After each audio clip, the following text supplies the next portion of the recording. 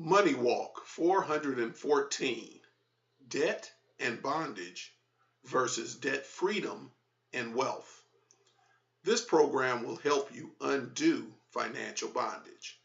The vast majority of investors earn far less than what the markets return over time due to, number one, poor spending and investment habits, largely due to the desire to have every iota of material things they can spend and borrow to get. And two, fear displayed in down markets, which cause them to never invest or to pull their investments out of the market. The few people who tend to do much better are long-term investors with diversified portfolios who do not follow the above example and who generally avoid investment expenses higher than 0.5% annually. The long-term average for the stock market has been about 11% since 1926 and has no 20 or more consecutive year period that experienced a loss. However, most people earn less than 4% on average.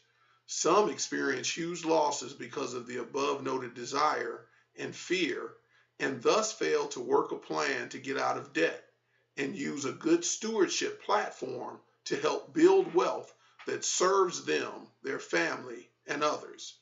Debt freedom is the believer's heritage from the Lord that He empowers you to live in and prosper from so you can be all He made you to be.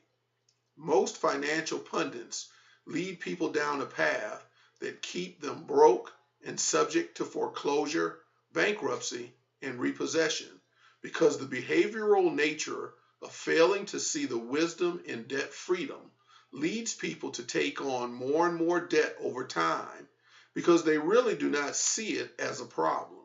In fact, we come into contact with many who are broke and busted, who talk about eliminating stress, pressure, depression, and trouble caused by debt by trying to borrow more to pay off their pain-causing debt. Somehow, they think new debt, credit cards, personal lines, loans, and such, and salesmen who peddle it are going to treat them better than they have in the past. Let's not even mention the fact that people who have no aversion to debt do not control their impulses, which usually move them to get more house than they can truly pay for without problems down the road, including paying from the debt-based purchases they will to get all the things for the house as quickly and as often as they can. It has not been uncommon for me to see people jumping around from house to house every 5 to 7 years, building no equity and no wealth, and buying many new furnishings for those houses, even more often than that, all on debt.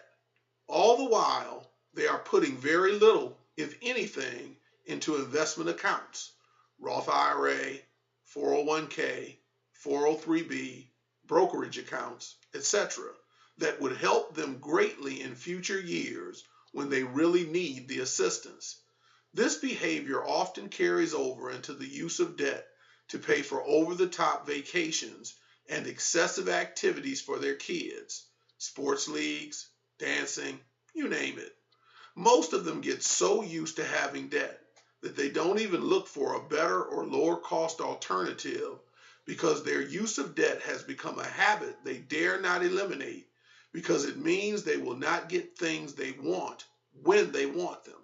Much of the getting is not good for them long term because it's focused on getting things with depreciating value, low liquidity, and or when their financial situation, if measured, shows they should not be trying to pay for right now. Believe and employ God's instructions in the Bible rather than man's instructions based on worldly habits. Follow His dream for your spiritual and financial fruitfulness versus the American dream. Pay off your debts, including mortgages, as quickly as possible. Seek to stay that way. Allow your financial plan, budgeting, and debt freedom to be one that allows your disposable income to be the engine that will build wealth for the future through the God-given eighth wonder of the world, long-term compound interest, and exponential growth. Please pray for this ministry and email me with any questions. May the Lord bless you richly as you follow his plan.